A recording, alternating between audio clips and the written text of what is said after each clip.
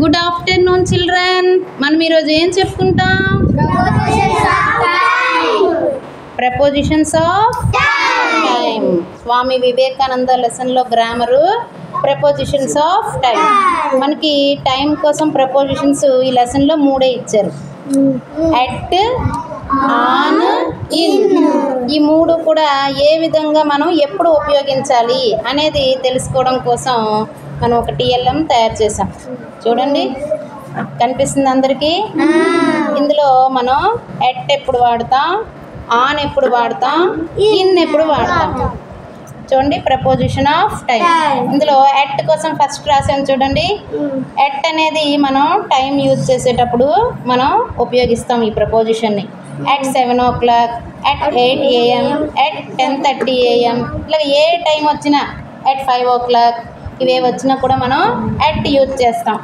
Next ఇటువంటి specific టైమ్స్లో కూడా చూడండి, at sunrise, at the moment, at midnight, at sunset, at dinner time, వీటికి కూడా మనం అట్ యూజ్ చేస్తాం.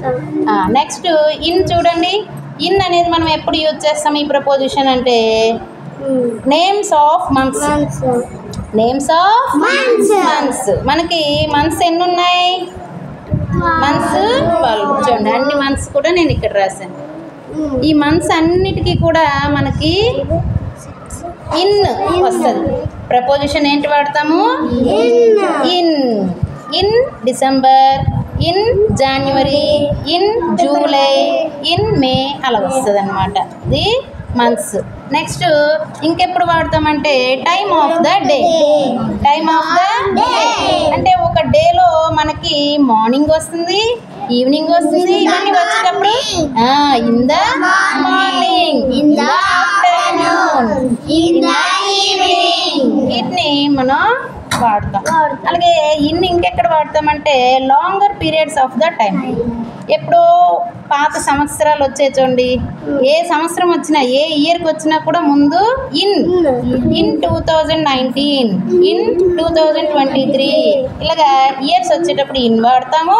ఇంకా పీరియడ్స్, కొన్ని టైం పీరియడ్స్ వచ్చాయి, 2 weeks, 3 weeks, వీటికి కూడా ఇన్ అని వాడతాం. I will back in 2 weeks, we will back in 3 weeks, అలాగా మనం వాడతాం. అలాగే సీజన్స్, మనకి సీజన్స్ ఉన్నాయి చూడండి, summer, winter, rainy season, spring season. ఈ సీజన్స్కి ముందు కూడా మనం ఇన్ అనే వాడతాం. we have summer holidays కదా, ఇన్ సమ్మర్. ఇవన్నీ కూడా లాంగర్ పీరియడ్స్, వీటికి కూడా మనం ఇన్ వాడతాం. నెక్స్ట్ ఆన్ చూద్దాం. ఆన్ అనేది ఎప్పుడు మనం యూజ్ చేస్తాం ఈ ప్రపోజిషన్ అంటే డేస్ ఆఫ్ వీక్. మన వీక్లో ఎన్ని డేస్ ఉంటాయి?